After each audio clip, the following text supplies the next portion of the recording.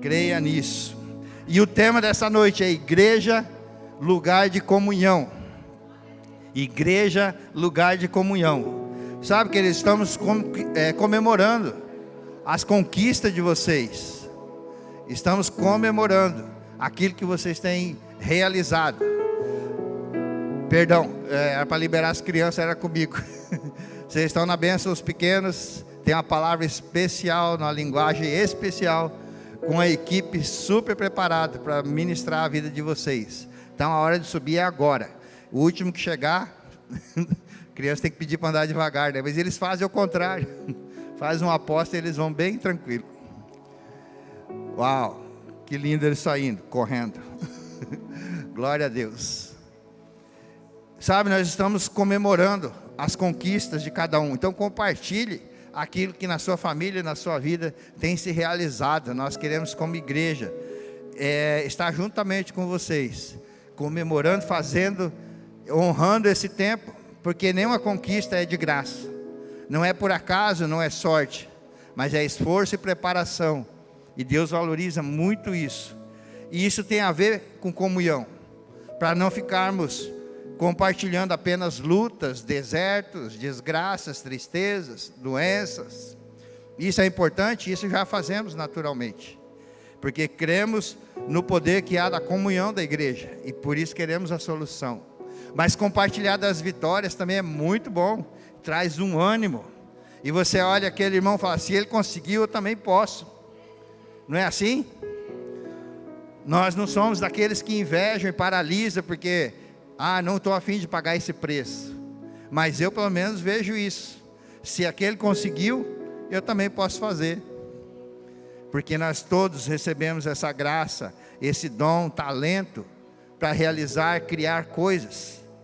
Sabe, esse momento de conexão também é para isso, para essa comunhão. Para nós não encontrarmos nossos irmãos só em velórios, ou em lugares tristes. De repente isso acontece na nossa família biológica. De velório em velório você se encontra com aqueles parentes que passam anos sem se ver. É assim com vocês também ou é só comigo? Acontece. Por quê? Porque nós não criamos, não investimos tempo para estar antes de que aconteça algo que pode ser a última vez. Então isso tem a ver com comunhão. Aqui quando fazemos a conexão, é 1 minuto, mas é 1 minuto que você pode mudar a sua vida, o seu relacionamento com o seu irmão. Eu brinco que é a hora de cobrar as tapuer que foi emprestado, não foi devolvido, né? Alguns já pegam e já mandam no pote de sorvete, porque sabem que não vai voltar. Então é a hora de ter essa comunhão, de conhecer um pouquinho melhor. E pela manhã eu até usei o exemplo do Daniel Machado, que ele tem uma oficina. Ele é mecânico, e de repente teu irmão está aqui há tanto tempo, e você não sabe o que ele faz, ou se sabe, não interessa muito. A comunhão, queridos, tem a ver com isso, de nós termos uma comunidade forte, aproveitando do trabalho, do serviço, do dom, do talento, uns dos outros. Para outros, de repente, a gente paga, até mais caro. Mas para os irmãos há uma mentalidade. Isso é algo que é uma herança da igreja, principalmente a igreja cristã. Se é do meu irmão, tem que me dar de graça. Enquanto que a mentalidade tinha que ser, se é do meu irmão, posso até pagar mais caro, porque vai reverter para minha casa, para minha família. Essa deveria ser. Porque os filhos das trevas fazem isso. Eles se unem, têm unidade e muitas vezes comunhão para fazer o que é errado. E você que tem a palavra da vida eterna, que tem o pão da vida, que tem o melhor, às vezes não consegue fazer isso. Às vezes eu digo, porque tem muitos que eu sei que faz. Nós temos um grupo de classificados, e às vezes colocamos lá serviços que precisamos. Às vezes queremos vender alguma coisa, ou doar, é questão de minuto, tem que ficar atento. Em minutos você vende as coisas, ou alguém compra, ou conforme a pessoa já é doado, acontece de tudo lá. E é isso que gera também essa comunhão, essa unidade. Então, é o momento de conhecer. Eu queria saber o que o irmão faz. Nesse momento de conexão, corre lá. Pega o telefone, troca cartão. Hoje é tudo digital, né? Entra no grupo, se interesse pela vida do teu irmão. A importância da igreja nessa comunhão é muito, muito relevante para o reino de Deus. Porque é através desse cuidado uns com os outros. A palavra de Deus diz que aqueles lá de fora vão ver que nós somos discípulos do Senhor. Pelo cuidado, pelo amor uns pelos outros. E eu falei da área profissional, mas é em todas as áreas. Graças a Deus, em nome de Jesus, não temos pessoas com risco de morte, em situação precária, com falta de teto, de roupa, de calçado. E aí você pode dizer, pastor, mas na cidade tem pessoas assim. Você pode notar que provavelmente ela não pertence a nenhuma igreja, nenhuma comunidade. Porque isso aqui traz segurança. Foi Deus que desenhou. Não é ideia de homens. Salmo 133, capítulo 133, verso 1. Diz assim: como é bom e agradável quando os irmãos convivem em união. Tem até música disso, né? Como é bom e agradável ter amigos e irmãos. É o que nós vamos participar. Comunhão, vinho e pão. Agora vocês descobriram porque que minha célula não crescia. Eu tentava cantar e tocar. Atos capítulo 2 mostra como que essa igreja crescia. Eles se dedicavam ao ensino dos apóstolos e à comunhão, ao partir do pão e às orações. Atos 2, 42 em diante. Todos estavam cheios de temor e muitas maravilhas e sinais eram feitos pelos apóstolos. Todos os que criam mantinham-se unidos e tinham tudo em comum, vendendo suas propriedades e bens, distribuíam a cada um conforme a sua necessidade. Olha que maravilha. Todos os dias continuavam a reunir-se no pátio do templo, partiam o pão em suas casas, juntos participavam das refeições com alegria e sinceridade de coração, louvando a Deus e tendo simpatia de todo o povo. E o Senhor, fala comigo, igreja, e o Senhor lhes acrescentava todos os dias os que iam sendo salvos. Sabe, se você está nessa casa, se você recebeu a salvação, esse milagre da salvação, isso não foi ideia de homens. Isso foi o Senhor que te acrescentou nessa casa, nessa agência do reino chamado Ceifa. E de repente você que está me ouvindo em qualquer lugar que vai alcançar essa ministração, não importa aonde você foi colocado, é porque o Senhor te acrescentou a algum lugar para ser cuidado, para ser uma figura importante. Mas essa ideia de ter tudo em comum, mais para frente deu problema essa igreja, que Paulo falou assim: aqueles que não quiserem trabalhar, porque era para ter em comum, mas a vida continua, até que o Senhor volte, ou até que você volte para Ele, o que acontecer primeiro. E aí essas pessoas que quiseram se aproveitar, os apóstolos tiveram que dar uma ordem, falar assim: o seguinte, quem não trabalhar, que não coma, porque tinha os folgados que não queriam trabalhar. Alguns foram se aproveitando da igreja. Então esse negócio de querer se aproveitar da igreja não é de hoje. O meu irmão tem isso, então tem que me dar o dele. É para ter tudo em comum. Sabe o que acontece quando todo mundo tem as coisas em comum? Uma miséria em comum. Porque daí todo mundo vai querer se folgar em comum. Então a comunhão tem a ver com exercer seus dons, seus talentos, para servir e cuidar uns dos outros. E isso dá muito, muito trabalho. O livro de Atos dos Apóstolos, nós encontramos essa narrativa de como o início da igreja aqui na terra foi difícil. O exemplo que os apóstolos deixaram trouxe esse padrão ou princípios é permanente para o crescimento da igreja. Quem quiser seguir a Cristo, quem quiser ser um cristão de verdade, precisa levar em conta o exemplo dos apóstolos. Eles foram exemplo de santidade, de ousadia, de oração, de comunhão, de unidade, mas também de sofrimento, de fraternidade. Espera aí, pastor, sofrimento? Isso aí não estava na minha lista. Né? Imagina se eu fizesse convite, vem para Jesus, vem para essa casa e sua vida vai virar um caos. Porque você está muito tranquilo onde você está. Ninguém vai querer isso. E a palavra evangelho significa boas novas. Então, às vezes externamente, financeiramente, emocionalmente, parece que nada mudou. Mas sua decisão transforma o seu destino e da sua geração. Creia nisso. É a palavra do Senhor que garante isso. Ah, vai virar tudo um mar de rosa? De forma alguma. E essa não é a promessa. A promessa é que você não vai mendigar o pão. A promessa é que você vai ser próspero. Prosperidade na Bíblia significa ausência de necessidade. Não está dizendo que você vai ter tudo que você quer. Mas comunhão com o Senhor, comunhão com os irmãos. Não vai lhe faltar nada. Não vai lhe faltar coisa alguma. E se nós compararmos a igreja primitiva, a igreja dos primeiros séculos, com o cristianismo ou com a igreja atual, como será que nós estamos? Como podemos dizer que estamos? A palavra comunhão é o que eu espero de nós como igreja, é uma superação. Superação tem a ver com sair da zona de conforto. Superação tem a ver com decidir ser melhor. Nós estamos decidindo entrar num outro nível, num ano que Deus falou, ano do sobrenatural. Se precisa, Ele vai mover o sobrenatural, para nós vivermos, sairmos da zona de conforto, amém? Para viver o melhor do Senhor.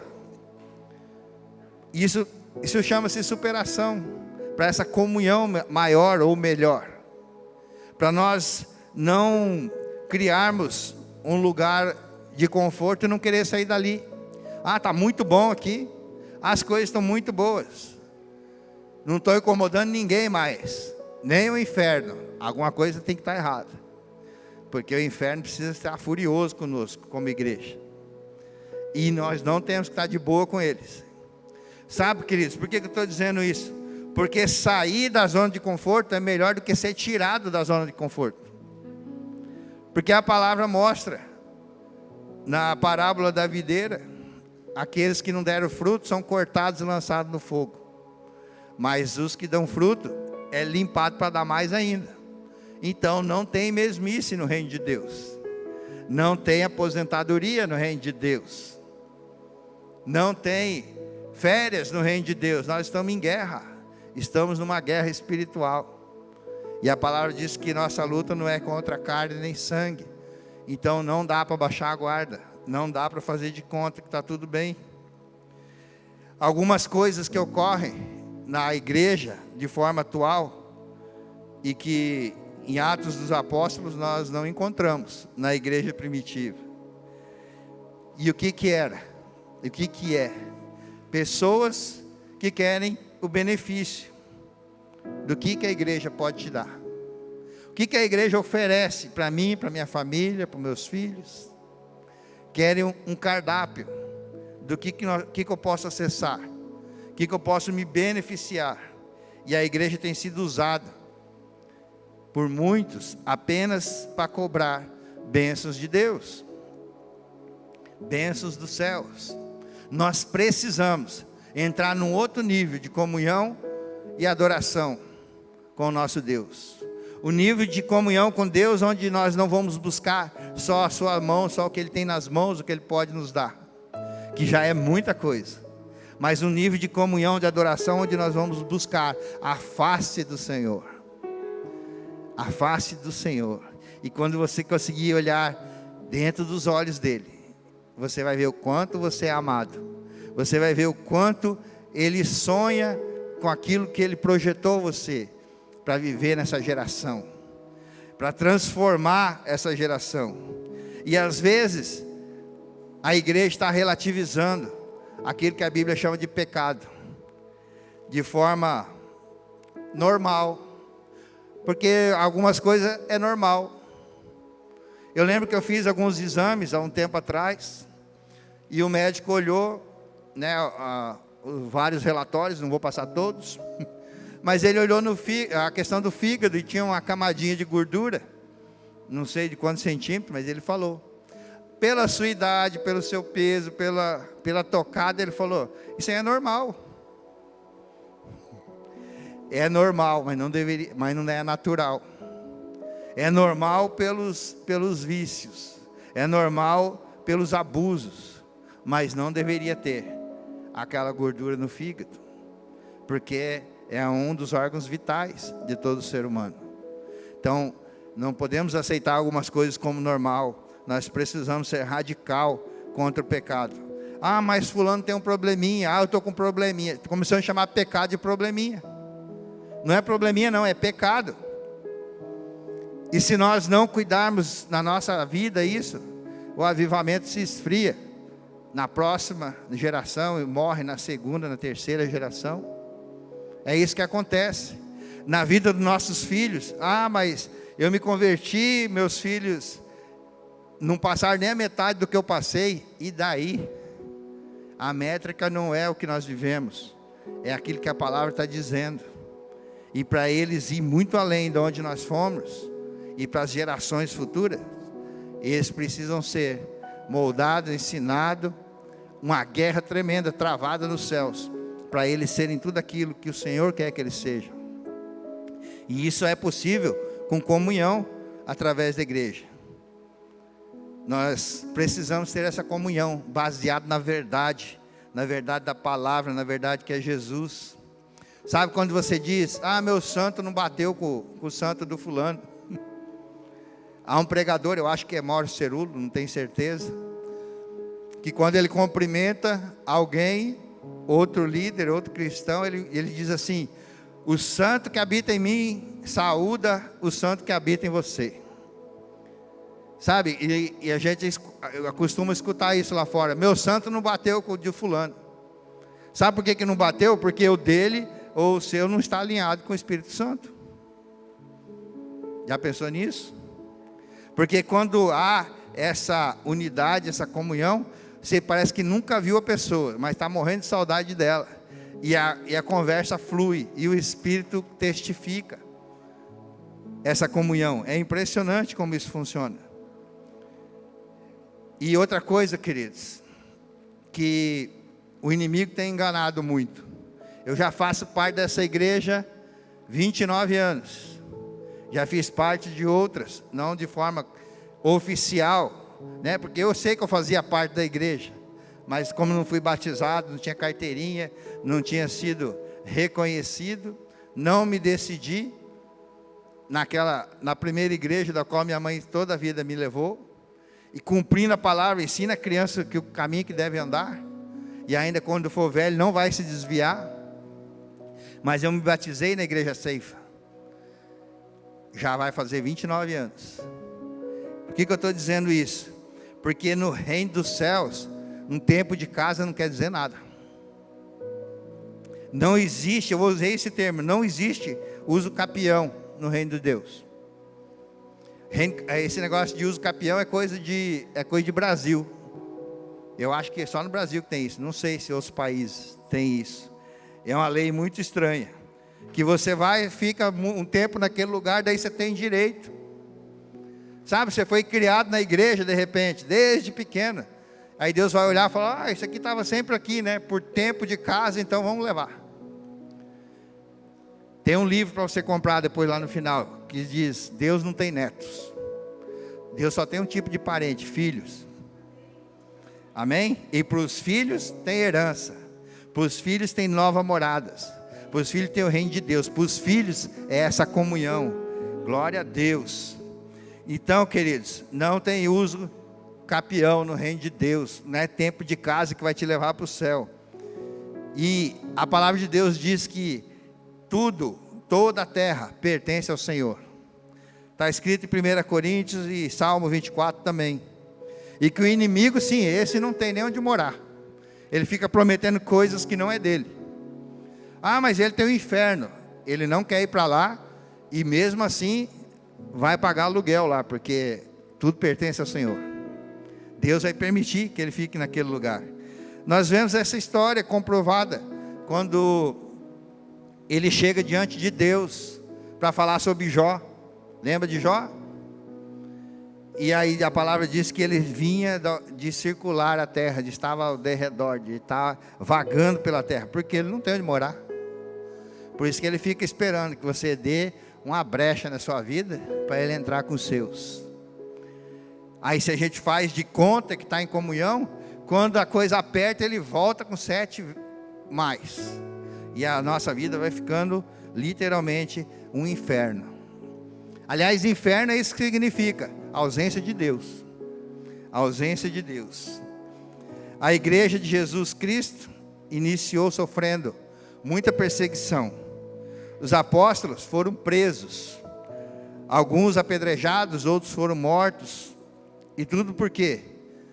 Porque eles pregavam a palavra de Deus, eles davam testemunho de Jesus, eles pregavam que Jesus havia sido ressuscitado. Ele ressuscitou, subiu ao céu e pregava que Jesus ia voltar. O rei está voltando. Pregava que era necessário arrependimento dos pecados e entregar a vida para esse Jesus, para obter salvação, para ele ser o seu Senhor e o seu Salvador. Era isso que os apóstolos pregavam. E isso que mas isso eu já sei, pastor. Ótimo, agora é só praticar. Porque isso é o evangelho, puro e simples. E qual que é a importância na comunhão nisso tudo? Porque o mundo é egoísta, é individualista.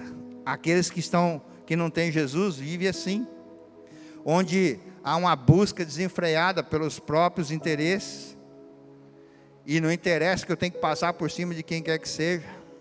Esse é o padrão do mundo. As filosofias do mundo que imperam é o hedonismo, prazer por puro prazer, é o egoísmo, é a pessoa centrada nela mesma. Tudo é meu, tudo é para mim. Desde quando o homem caiu, se tornou míope para esses relacionamentos e sentimentos, incapaz de enxergar com essa miopia aquilo que é interesse de outros, só pensa em si mesmo. Desde a queda, esse foi o grande trunfo do inimigo. Só enxerga a si mesmo e seus interesses. Então, presta atenção, avalie sua vida como cristão. Quantas vezes você está dizendo eu? Porque eu fiz, porque eu suportei, porque eu sobrevivi. E nós já ministramos sobre isso. Você não é um sobrevivente, você é um vitorioso. A palavra diz que em Cristo você é mais que vencedor. Então, queridos, quando você falar eu sou um sobrevivente, o eu vem primeiro. Agora, vitorioso, a vitória vem do Senhor, e Ele te fez, e sem Ele você não pode fazer nada.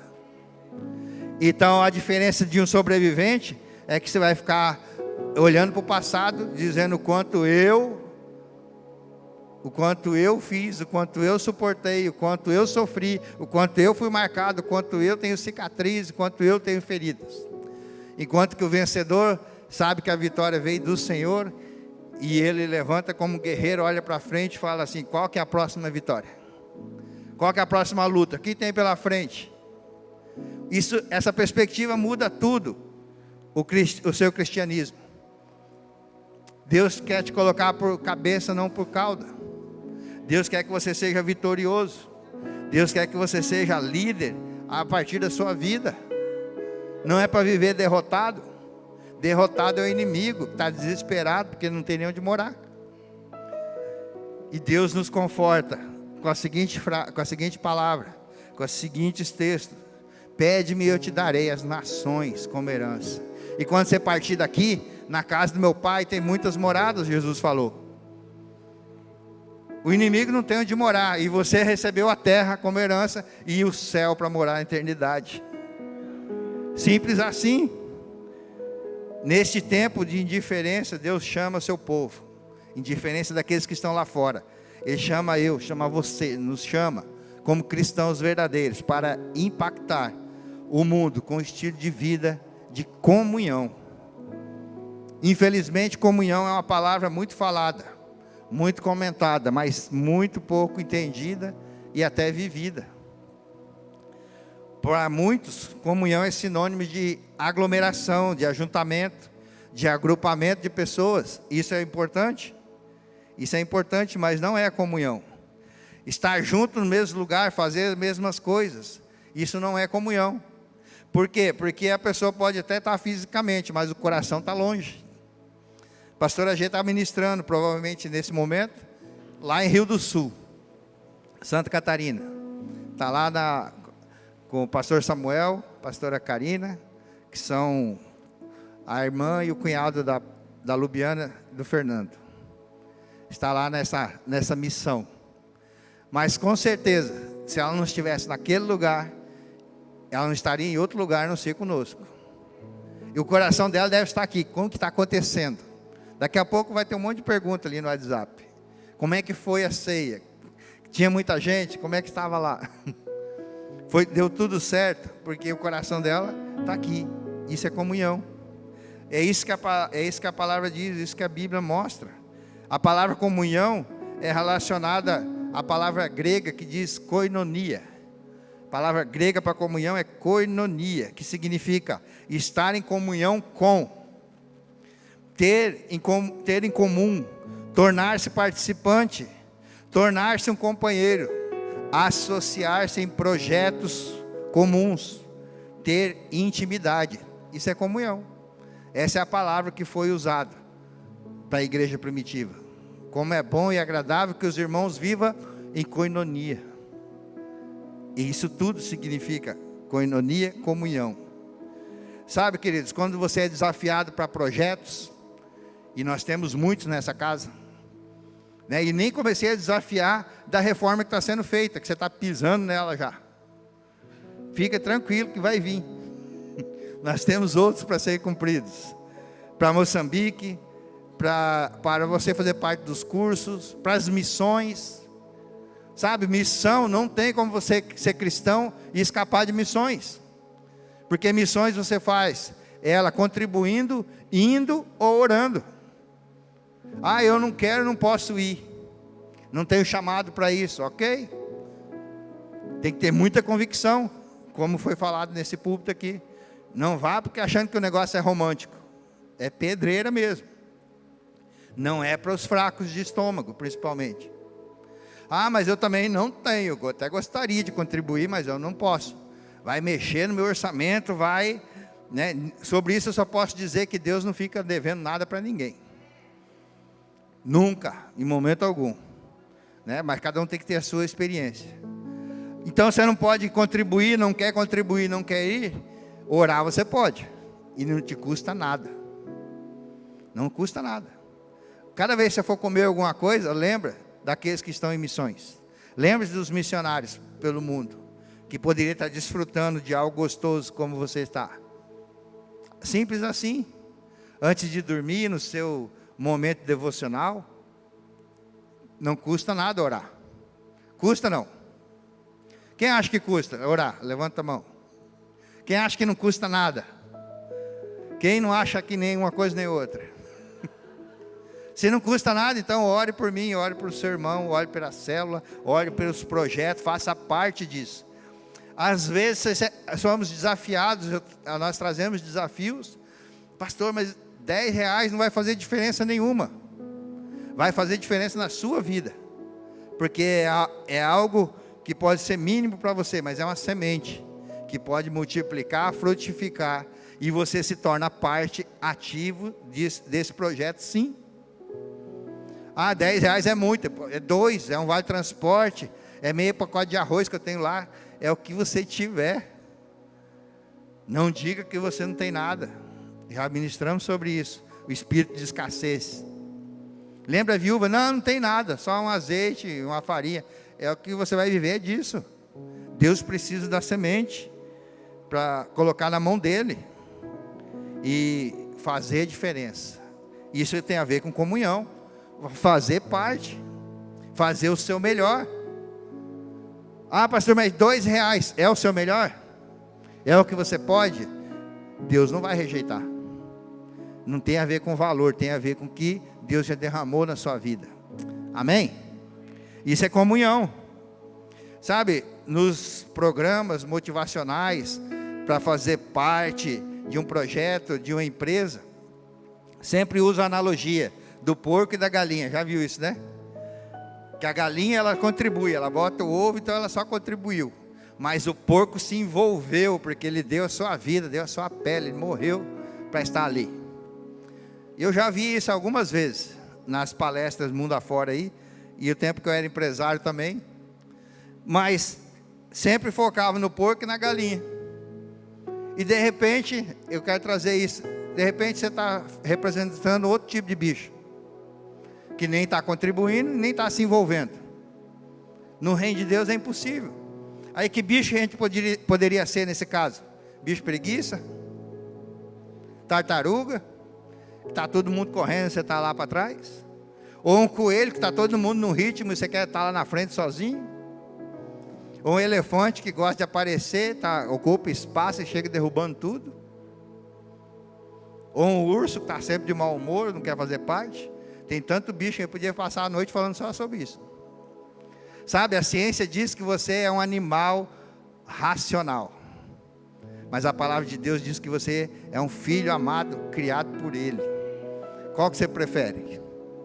A herança é para os filhos. Por gratidão nós precisamos nos mover. A palavra comunhão é a expressão típica da igreja. Foi depois que inaugurou a igreja. É depois, no Novo Testamento, que nós encontramos essa palavra comunhão. Especificamente ela foi, quando a igreja foi inaugurada, a gente vê isso em Pentecoste, no ano 34, depois de Cristo, na era cristã. Atos 2:42, é a primeira vez que aparece essa descrição, koinonia, né, comunhão, que diz que os cristãos daquela época perseveravam na doutrina dos apóstolos e na comunhão, no partir do pão, nas orações. Aí surgiu a palavra comunhão, e a igreja crescia, porque havia comunhão, havia oração, eles tinham unanimidade, eles tinham o mesmo objetivo. A mensagem era essa, de Paulo, de Estevão, de João, Tiago, todos que pregavam esse evangelho que chegou até a mim, até você, é pregando o evangelho verdadeiro. E esse evangelho, queridos, preste atenção nisso, ele não caducou. Jovem, tem tecnologia no seu tempo que talvez nunca houve. Você tem informação na palma da mão que cientistas dos séculos anteriores nunca acessaram. Cientistas, não estou falando de gente comum. Então a palavra de Deus, ela não caducou, e muito menos precisa ser atualizada. Assim como Deus era a mesma de ontem, hoje e será sempre. Já viu isso? Jesus é o mesmo ontem, hoje e será sempre. E Ele é o verbo, Ele é a palavra. Então não precisa atualizar ela, não precisa criar coisas. Pelo contrário, ela continua viva e eficaz, atuante, cortante, capaz de separar a alma do espírito e fazer a grande mudança e transformação que você precisa, em nome de Jesus. A comunhão, partir do pão, as orações, será que não tem algo mais? Não tem, é isso que precisamos. Sabe, queridos, olha para a sua vida aqui que está errado, ou que está dando errado, e olha para os princípios da palavra. É quase que matemático. O que está dando errado é princípios que está sendo quebrado, não está sendo cumprido, vivido ou obedecido. Mas eu já sei. O desafio da palavra não é saber, é praticar. Eu tive essa crise no auge dos meus 12, 13 anos.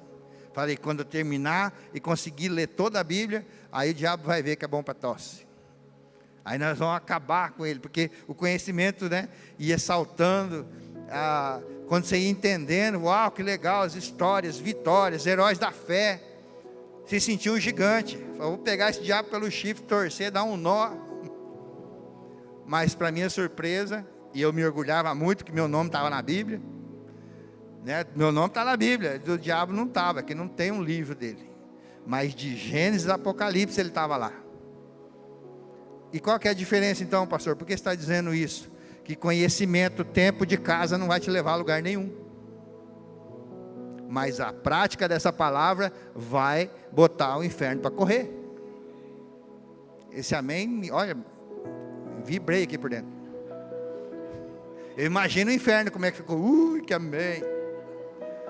Agora sim, vamos sair correndo, galera. A você praticar a palavra, queridos, as portas do inferno não vão prevalecer contra a igreja, contra os filhos de Deus, contra a sua vida. Amém? Glória a Deus. Dê uma salva de palmas a essa palavra.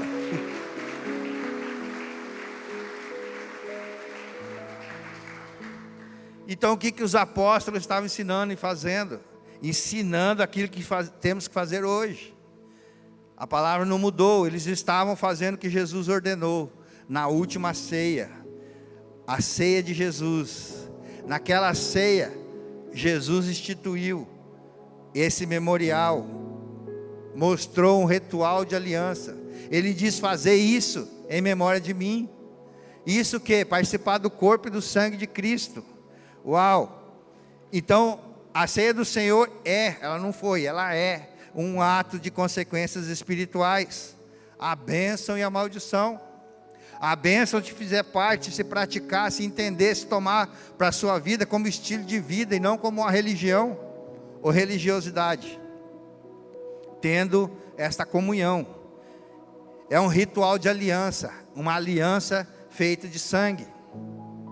Hoje a aliança, a gente vai lá, compra ouro, decorada, bonito, lindo, um anel, e diz que aquilo é aliança. Mas a aliança de verdade num casamento, e feito por um homem e uma mulher, é quando há troca de sangue. E Deus é sábio, e longânimo, e precioso, e preparou essa aliança, para você ter prazer nela ainda.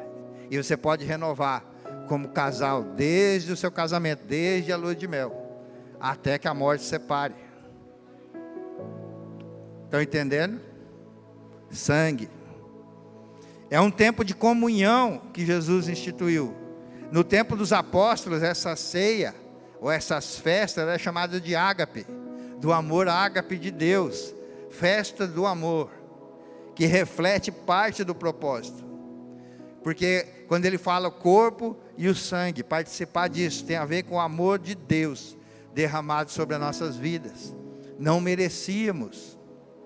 Sabe, queridos, a ingratidão, de repente, é a coisa que mais fere o ser humano. Não é assim? Quando você não é reconhecido pelo esforço que você fez, e às vezes você nem fez para receber, mas você vê que a pessoa é ingrata e você se entristece porque ele está perdendo, quando você está mais maduro. Agora, quando você não está maduro, você se fere realmente porque nem voltou a agradecer. E eu vivi isso na célula. Quando a pessoa recebia a bênção, a gente colocava o pedido na caixa de oração, e aquela pessoa sumiu. E depois de um tempo encontrar, e eu falei: e aí, como é que você está? Tudo bem? Muito bom. Aquela graça que vocês estavam orando lá, eu já recebi, muito obrigado. Quando eu precisar, eu sei onde encontrar vocês. Sabe, queridos, eu só era um líder de célula, estava começando, e não era dos bons ainda, né? Eu falava errado, né, Patrick? Patrick corrigia bastante. Aliás, Patrick tinha faculdade, né? E eu falava né o tempo todo, né? Falei: uau! Eu me senti usado por aquela pessoa que foi na célula, deu o trabalho que deu, levamos para encontro, aquela coisa toda, e aí depois virou as costas, nem despediu. E eu só ministrei célula, eu só estava com uma ferramenta lá naquele lugar. Às vezes acontece isso quando você faz e cuida de alguém no discipulado.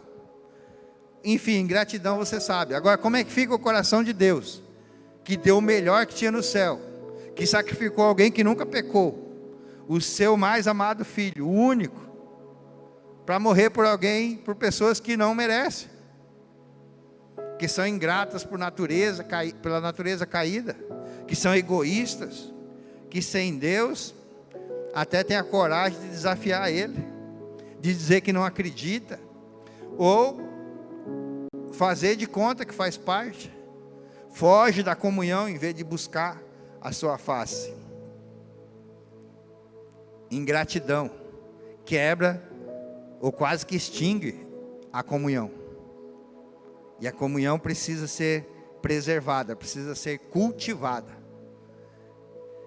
A ceia do Senhor é a maior expressão de comunhão, de unidade.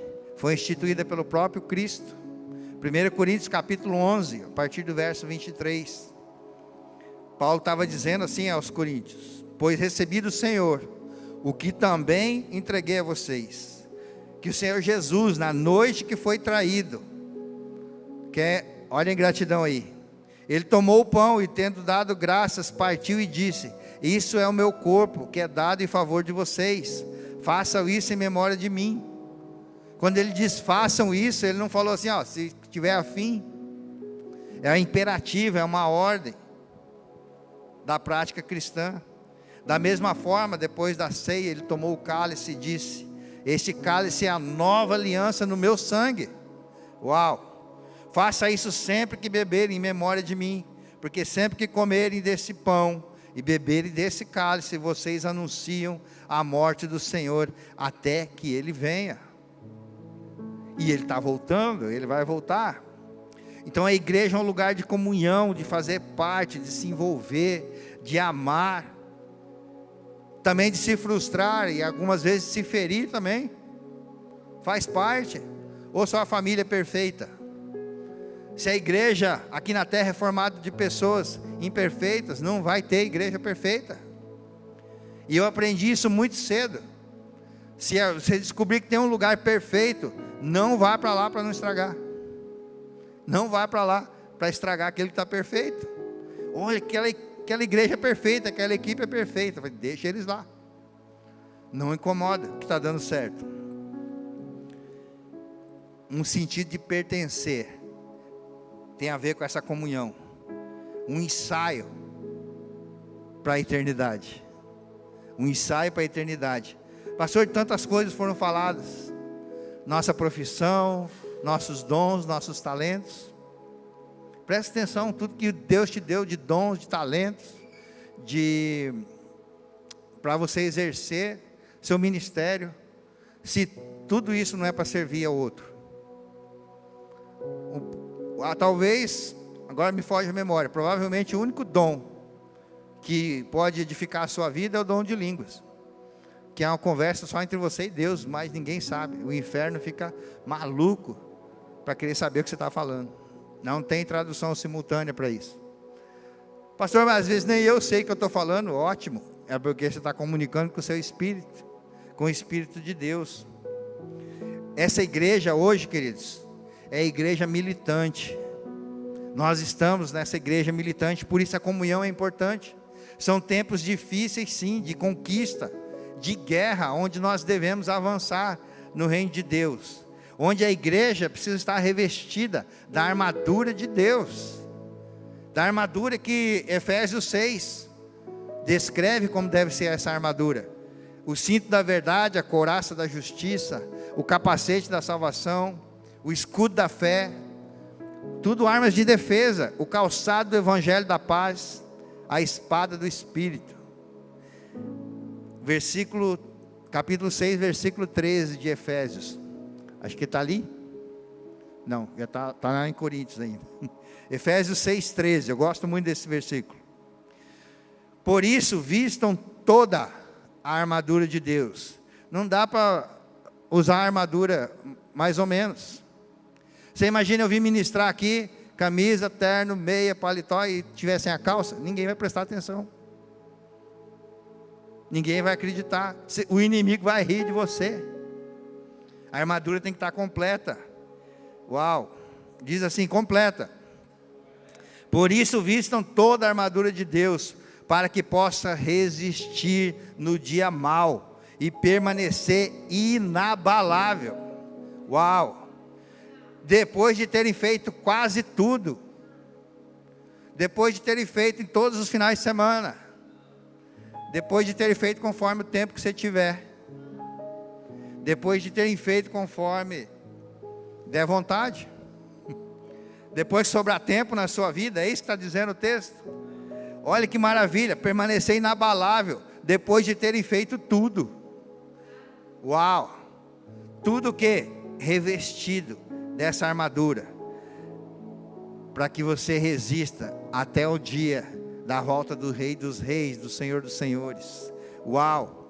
Chegará o dia dessa volta, e o Rei dos Reis, o Senhor dos Senhores, vai vir buscar essa guerreira chamada igreja, que vai subir, vai encontrar o noivo. Ela precisa estar vestida, ornamentada, ataviada, algumas versões diz, desse linho branco, dessas vestes brancas, que são os atos de justiça praticados aqui na terra. Então você está, como igreja, nós estamos fazendo os atos de justiça em comunhão, fazendo a igreja crescer, transmitindo o tanto de Jesus que tem dentro da sua vida, para outros que não tem nada. Você, com esses atos de justiça, está construindo, costurando, preparando material para o vestido dessa noiva, que naquele dia vai entrar nas portas dos céus, na igreja triunfante, não mais na igreja militante. Então Ele te deu ferramenta para estar aqui na terra, vestido a armadura, e quando chegar as bodas do Cordeiro, a grande celebração, porque Ele está esperando. Ele falou que não ia participar do fruto da vide, que significa alegria do Espírito Santo, o sangue de Cristo representado, e a alegria do Espírito na nossa vida, naquelas bodas, onde a igreja vai estar vestida com os atos de justiça. Então esse é o tempo, esse é o lugar de comunhão, que o Senhor espera de mim, de você, da igreja do Senhor. E Ele foi tão bom, que para essa casa, para essa agência do reino, chamado Ceifa, Ele deu um desafio de 10% da cidade. Pastor, mas Ele não quer a cidade toda, mas Ele tem vários outros filhos e outras igrejas que estão fazendo um trabalho top também. E quem está nos ajudando nessa conquista, quem é por nós, não é contra nós, mas também quem não é por nós, é contra nós. Nossa luta não é contra a carne nem sangue. Essa armadura te dá uma arma de ataque, que é a palavra de Deus, que é a Bíblia. E ela não é para usar contra pessoas, mas contra principados e potestades. Esse sim pode ser atacado. Ao exemplo do que Jesus fez, Ele combateu com a palavra. Ah, mas a palavra diz, o inimigo tenta distorcer a palavra, mas você é um embaixador que representa o reino de Deus e a sua verdade e a sua palavra. Você faz parte. Ele te trouxe em algum momento. Ele que acrescenta à igreja aqueles que vão sendo salvos. E você não foi salvo para ficar sentado satisfeito. Crente 3S, salvo, sentado satisfeito, esperando a morte chegar. Não, Ele te levantou para estar sentado aqui, para receber treinamento. A igreja não é o ponto de chegada, mas é o ponto de partida. Treinamento, para ir para cima daquilo que o inimigo está fazendo na nossa sociedade, nas áreas da sociedade. E lá você vai atuar, trazendo o reino de Deus. Onde você colocar a planta dos seus pés, ali chega o embaixador, ali chega um representante do reino, ali chega um filho de Deus, ali os inimigos saem correndo, ali é a transformação, ali é a salvação, a cura. Você representa tudo isso. Nós vamos ter um jantar essa semana, homens de honra, amém? 300 já estão garantidos. Eu já sonhei, Josué e os 300, ai, dá até fazer filme já, mas já fizeram, vamos fazer de 400 então. Para que os cabeças dessa cidade sejam influenciados pelo poder da palavra do reino de Deus, e transforme a sua casa, transforme a sua realidade, transforme a nossa cidade, e quem não sabe, a nação. Ele precisa de homens de honra, de verdade, que digam sim, que diga, eu estou aqui, envia-me a mim. Quer ser um mártir, quer ser um herói, eu não sei o que Ele tem para cada um, eu sei o que Ele me deu de comando para fazer, e você pode fazer parte, se teu sim for sim, se o teu não for não, mas fazermos tudo isso em comunhão, em unidade, com o Espírito Santo de Deus, é possível, amém?